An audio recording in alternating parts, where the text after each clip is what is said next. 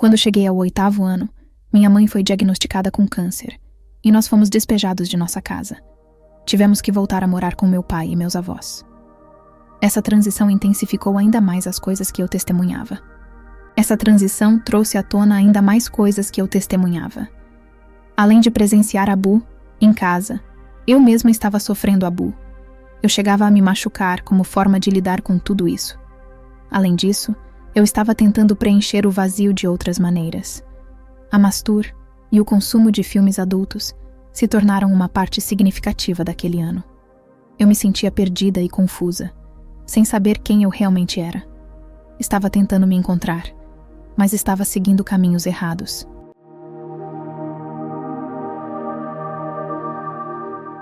Olá, pessoal! Hoje vamos contar um testemunho real de mudança de vida em Cristo. Se você tem uma história de vida inspiradora que gostaria de compartilhar, queremos ouvi-la. Estamos sempre em busca de testemunhos que possam tocar e motivar a vida de todos. Se você tem um testemunho em Cristo que gostaria que fosse lido aqui no canal, envie sua história para o nosso e-mail, que está passando aqui embaixo ou na descrição do vídeo. Mal podemos esperar para ouvir suas histórias incríveis e compartilhar com nossa comunidade. Obrigada por fazer parte da nossa família. Agora vamos ao testemunho de hoje.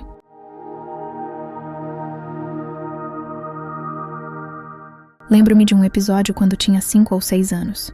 Eu vivia em uma casa com meus pais e me deparei com uma tela de computador que exibia bestialidade. Testemunhei uma mulher e um cavalo fazendo coisas que eu nunca tinha visto antes. Senti sensações e emoções que me deixaram culpada por apenas ter assistido. Nessa mesma época, frequentávamos uma igreja local, uma mega igreja na região. Íamos ocasionalmente em feriados como o Natal e a Páscoa, além de outros eventos importantes. A adoração era ótima, mas o que eu mais gostava era o apelo ao altar. Lembro-me de ouvir o pastor dizer: se você quer entregar sua vida a Jesus Cristo, abaixe a cabeça, feche os olhos e levante a mão. Mesmo sendo muito jovem, eu sentia algo especial naqueles momentos. Quando eu era muito jovem, entre os 5 e 6 anos, eu era aquela criança que sempre dizia coisas como eu quero, e eu vou. Acredito que isso possa ter vindo do que eu testemunhava e da vergonha que sentia.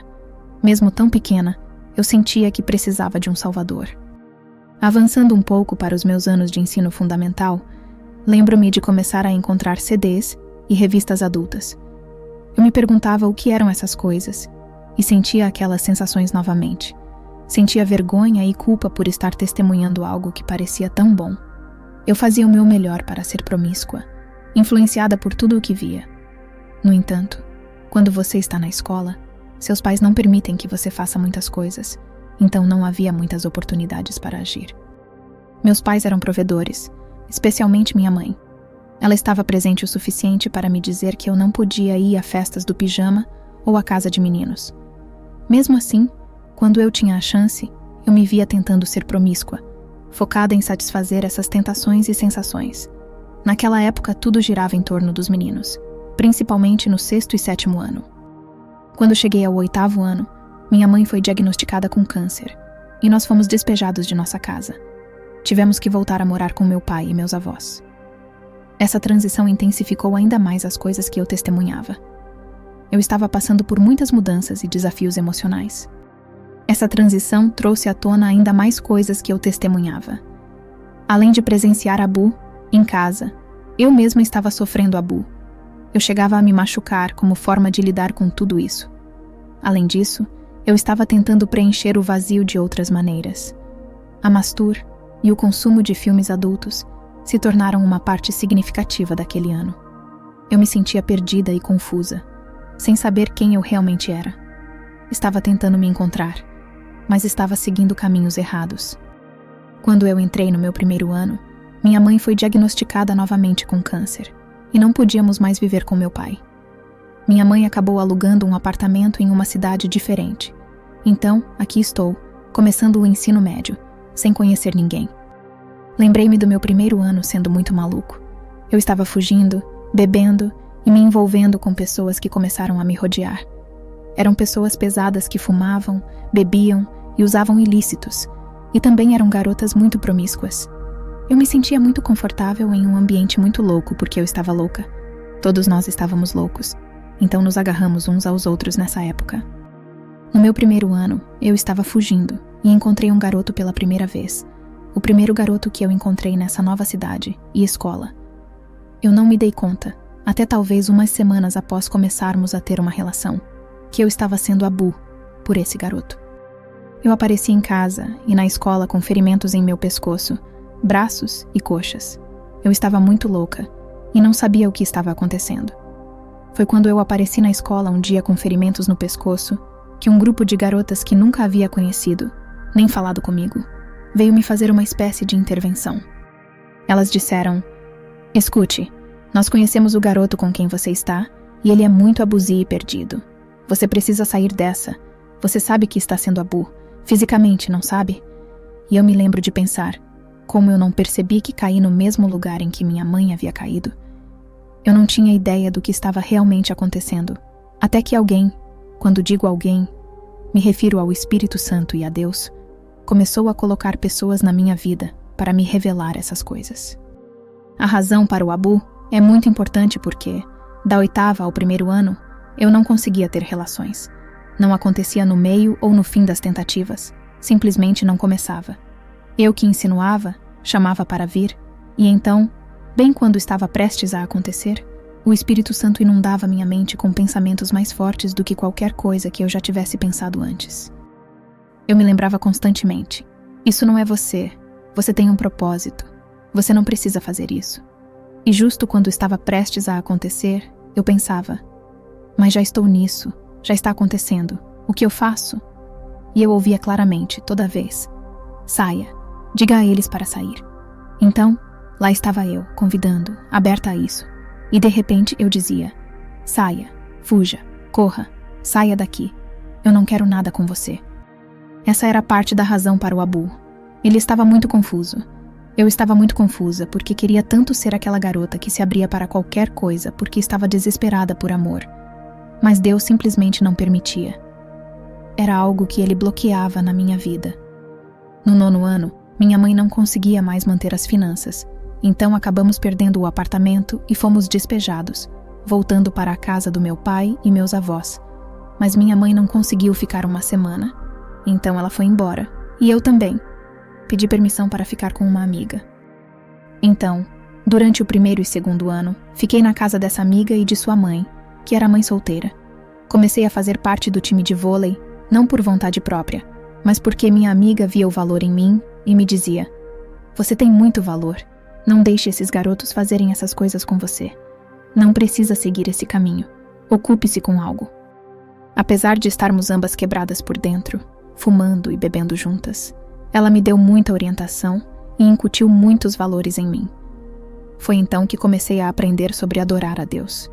Eu tinha visto isso na igreja quando era mais nova, mas nunca tinha visto ninguém adorar em seu quarto sozinho, especialmente na nossa idade. Lembro-me claramente de uma vez, voltando do banho, entrei no quarto e ela estava ouvindo música gospel. Eu disse: o que você está ouvindo? Desliga isso, coloca um trap, Beyoncé ou Chris Brown, algo secular. O que é isso? Ela me respondeu: menina, você nunca ouviu isso antes? É muito bom, escuta. Ela tocava tanto e com tanta frequência que comecei a me encontrar adorando Deus com ela no quarto. Levantávamos as mãos e apenas escutávamos as palavras. Era uma coisa linda, algo que eu realmente não lembrava até aquele momento. Percebi que Deus tem colocado pessoas na minha vida por temporadas para se revelar a mim, e isso ficou claro conforme o tempo passava. Mesmo rodeada de amigos que me energizavam, também aprendi coisas importantes com eles. Naquela época, por exemplo, comecei a explorar sites impróprios, algo que havia diminuído, mas que retomei quando amigos me apresentaram a isso. A maioria do conteúdo que vi envolvia relações entre mulheres, e isso desencadeou uma confusão em mim. Sempre que acessava esses sites, só conseguia me interessar por vídeos de mulheres, e isso me deixou questionando minha própria sexualidade. Lembro-me de pesquisar no Google se assistir apenas a filmes entre mulheres significava que eu era lésbi. Sentia-me perdida e confusa, sem saber quem eu era, tentando me encontrar da maneira errada. Ao mesmo tempo, fui apresentada à música gospel e estava saindo de um relacionamento abusivo. Eu não conseguia ser promíscua como as mulheres que via nas telas, embora achasse que deveria ser assim, por ser mulher. No meu último ano do ensino médio, saí da casa de uma amiga e me mudei para a casa de um ex-namorado e sua mãe. Lá, Deus me mostrou o que significa ser uma pessoa presente. A mãe do meu ex me acolheu e cuidou de mim incondicionalmente, sem sequer trabalhar, o que era algo que eu nunca havia presenciado. Ela me ensinou muito, apenas por estar presente e conversar comigo. Naquela época, meu rendimento escolar estava péssimo. Eu mal ia à escola, ficava só na casa do meu ex. Ela nunca me criticou, apenas me ajudava a entender o que eu precisava naquele momento. Quando a relação terminou, eu estava tão deprimida que mal conseguia sair de casa. Ela percebeu isso e, por amor, disse que era hora de eu voltar para a casa da minha mãe e me afastar daquele estilo de vida. Assim, fui trabalhar no Burger King e voltei a morar com minha mãe. Consegui me formar em 2014. Foi então que conheci meu marido. Desde o colégio, sempre estive em algum relacionamento ou tentando preencher vazios dessa forma. Com ele, inicialmente não senti atração. Era apenas uma amizade pura. Nos primeiros meses, nossa relação se baseava apenas em conversas e saídas para comer. Só mais tarde percebi que aquilo era, de fato, um namoro. 2 anos depois, tivemos nossa filha. Durante a gravidez, senti um chamado profundo e comecei a lembrar quem Jesus era e a importância da igreja. Era como um peso sendo levantado de mim, mas de uma maneira muito positiva. Não conseguia lembrar dessas coisas antes. Isso nunca veio à mente até o ponto em que fiquei grávida da minha filha. Eu ansiava e desejava por uma ajuda divina. Durante a gravidez, fui à igreja e me entreguei novamente a Cristo. Dessa vez, realmente entendendo o significado disso, pesquisando e tentando compreender tudo. E então algo maravilhoso aconteceu logo após eu me entregar a Cristo. Descobri que haveria um batismo no dia do meu aniversário. Estava grávida e pensei o quão incrível seria ser batizada naquela data. Lembro-me de contar a todos os amigos e familiares, pedindo que viessem assistir ao meu batismo. Senti uma alegria imensa, como se finalmente tivesse algo significativo para esperar na vida. Quando o batismo aconteceu, como muitos cristãos, pensei que minha vida mudaria instantaneamente, mas não foi assim. No ano seguinte, minha vida continuou igual, e não sabia que precisaria passar por um processo de mudança. Após o nascimento da minha filha e do meu batismo, parei de beber, fumar e me envolver com filmes impróprios e mastur, sem sentir tentações até hoje. No entanto, caí em uma depressão ao lamentar a perda desses hábitos que estiveram comigo por muito tempo. Para sair dessa depressão, substituí esses hábitos por maratonas de filmes e séries. Se não estava trabalhando, estava assistindo TV. E nesse período eu trabalhava em 3 empregos diferentes. Não percebi no início, mas isso me afastou de Deus e das relações importantes, especialmente com minha filha e meu marido. Era um período sombrio, mas Deus encontrou um modo de me fazer ver isso. Fui então apresentada a uma oportunidade de carreira que nunca imaginei, pois havia engravidado jovem e não fui à universidade, me sentindo inútil. Deus me mostrou que havia um caminho na minha carreira, e eu me apaixonei por ela. Nessa época, enquanto me culpava pelas horas de TV, veio a convicção de que não podia continuar assim e precisei me arrepender. Substituí então o vício em TV pela dedicação ao trabalho, tornando-me uma workaholic, a ponto de não ver minha filha, meu marido e não ter tempo para Deus, tentando preencher vazios que só Deus poderia preencher. Tudo parecia estar indo bem. Sentia como se estivesse cumprindo meu propósito. No entanto, caí novamente em depressão, mesmo fazendo tudo corretamente. Casada, sem atividades impróprias, tentando prover para minha família. Foi quando percebi que havia substituído Deus pela minha carreira. Quando finalmente percebi que isso também não estava certo, não foi a Bíblia ou a Deus que recorri, mas procurei outra saída. Assim que parei de me fixar tanto na carreira, a depressão voltou, e então comecei a me dedicar excessivamente ao cristianismo, consumindo inúmeros vídeos de sermões e podcasts diariamente, acumulando conhecimento, mas não sabedoria, pois raramente conseguia aplicar isso na minha vida. Se ganhasse algum entendimento, era limitado, porque nunca desenvolvi um verdadeiro relacionamento com Jesus. Mesmo quando Deus me chamava, eu não estava realmente presente. Dava a Deus talvez de 10 a 15 minutos do meu tempo e tentava conversar, mas passava de 3 a 4 horas ouvindo as palavras de outras pessoas. Mesmo que essas palavras viessem da Bíblia, não era uma conexão entre mim e Deus, era entre eles e Deus. Eu sabia sobre ele, mas não o conhecia de verdade. Nessa transição de me dedicar excessivamente à minha carreira para me dedicar à minha caminhada com Deus, continuei caindo em depressão, pois nada disso me preenchia completamente. Parei completamente com minha carreira, que desmoronou porque me arrependi dela e comecei algo novo, pensando que isso seria tudo. Agora, estou me afastando dessas substituições e construindo um verdadeiro relacionamento com Jesus. Houve momentos em minha vida que continuei caindo em depressão, e um dos pensamentos mais dominantes era que eu era repugnante, indigna, e como Deus poderia me amar depois de tudo que fiz e tentei ser, e que ninguém me ouviria. Por que eu continuaria tentando? Por que eu deveria estar nessa carreira, nessa família, ou ser um filho de Deus? Eram pensamentos muito sombrios. Mas percebi que tudo isso vinha do fato de eu não me sentir realizada.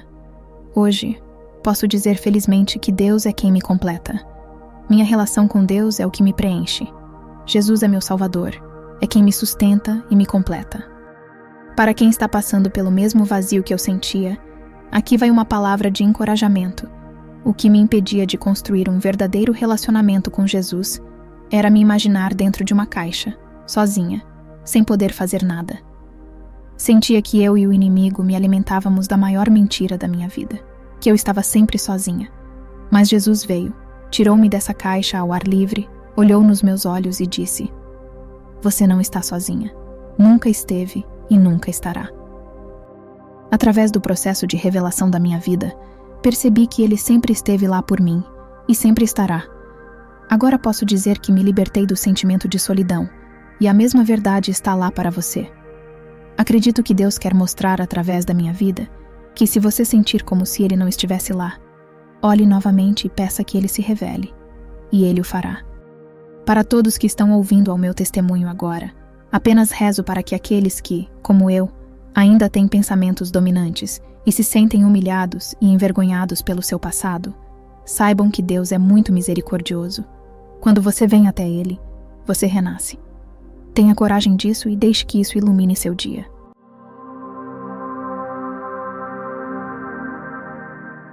Espero que tenham gostado do testemunho que trouxemos hoje.